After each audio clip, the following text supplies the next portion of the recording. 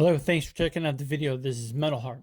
Today is my third narrated video, and I figured I would go over and talk about guitar magazines. They're a great source of news, gear, guitar tabs, and music-related ads. The decision to put specific players on the cover, many of them deserve to be on the cover, such as legendary players as Jimi Hendrix, Randy Rhoads, and guitar greats like Eddie Van Halen and Steve Vai. But some were in question. Many were because of their popularity. Why didn't they ever feature good guitarists like Alex Skolnick, Gary Holt, or Wolf Hoffman, or Chris Oliva? Many of the ads and lessons geared toward being a better musician and becoming a shredder. Yet they featured many guitarists who were not shredders or that great. They even had an issue with Joe Satriani on the cover with the words, "Shred is dead," and then when you open the page, it said, "not." So the whole concept of that issue was supposed to be about Shred, how Shred is still around and still kicking ass and everything and still relevant. But yet they had the transcriptions to the songs from bands like Blind Melon, Nirvana, and The Cure for that issue. Funny on how they pushed the whole theory and philosophy of learn to shred on readers, but featured many guitar players who weren't that incredible. Of course, I know many of them were influential, like probably Kurt Cobain or Prince. Prince was an okay player, but Vernon Reid was better. Covers usually featured one guitarist, sometimes both guitarists from the same band, and sometimes it featured two guitarists from different bands, but usually a good matchup. Women guitarists. Wow, I love them. I love guitar. I love women. Put the two together and it's like peanut butter and jelly. Corny analogy, but... So for the issues of the Guitar Buyer's Guide, they featured hot women. Women are a distraction. It's hard to concentrate on music, and yes, I'll be honest, as a heterosexual man, it's not easy to focus on the fretboard when there's a nice set of tits in your face. Now I understand they sometimes do put like a good female player guitarist on the cover, but then there's many that are neglected, including Jennifer Batten. The latest issue featuring Steve Vai and Joe Satriani doesn't even feature any of their songs. Some also criticize with bad and lame gear reviews, repeated songs in the transcriptions, too many ads. The Guitar Magazine has seen a really incredible decline due to, of course, online lessons, guitar tabs on YouTube and everything. There's just so many more other options and easier, cheaper, completely free ways to check out guitar gear and guitar lessons. So last actual issue I bought of Guitar World was the June of 2023 issue with James Hetfield and Kirk Hammett on it, talking about the new album. Yet, no new songs off 72 Seasons. A good article on Paul Gilbert Does Dio, where Paul Gilbert did all the Dio songs as a tribute album. Nothing transcribed for that album, but the transcription for Everybody Use Your Goddamn Turn Signal is on there. Also features a really cool article, Wasp's Forgotten Guitar Hero, Chris Holmes. No Wasp song transcription whatsoever, or even one of his solo songs.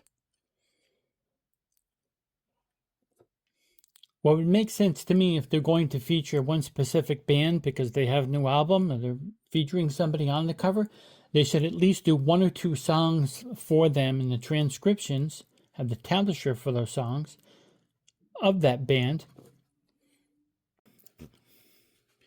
In conclusion, to shred or not to shred, here is an article that I found online. I forgot who it was by. Sorry, can't credit you. But I'll read it. It says, Guitar Chefs.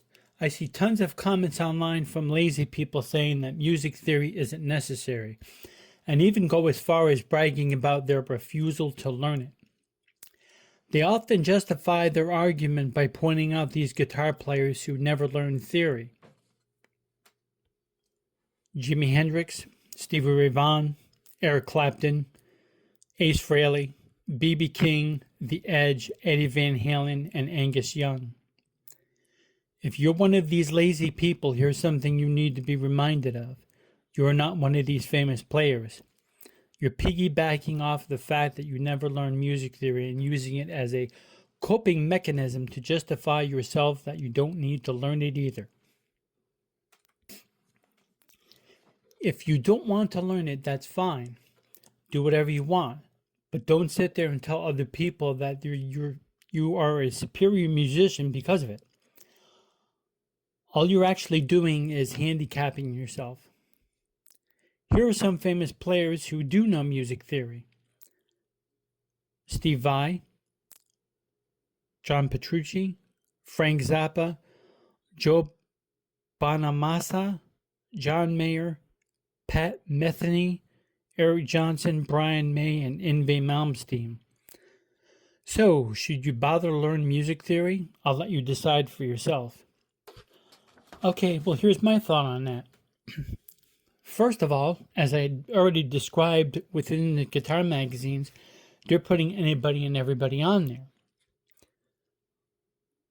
So yes, there are definitely a bunch of musicians who have made it in the music business who don't know theory and are not really technical, and some that have. And some of the famous players who do know music theory, out of that whole bunch, I mean, I know John Petrucci, who has made the most money out of these people? Steve Vai and Brian May? Maybe Malmsteen a little bit? I don't know a couple of them. Here's the problem. Most of these other dick faces out there usually go nuts about music theory. Are the same type of people who are always going, oh, it's a business, it's a business. It's all about making money. Who's the better guitarist, Joe Satriani or Taylor Swift? Yeah, think about it. And who's made almost $900 million within their career? Well, it wasn't Joe Satriani. So I could also give you a huge list of people who are not famous guitarists, but that do know music theory and are kick-ass awesome guitar players. There's plenty of them. Write it down in the comment section below.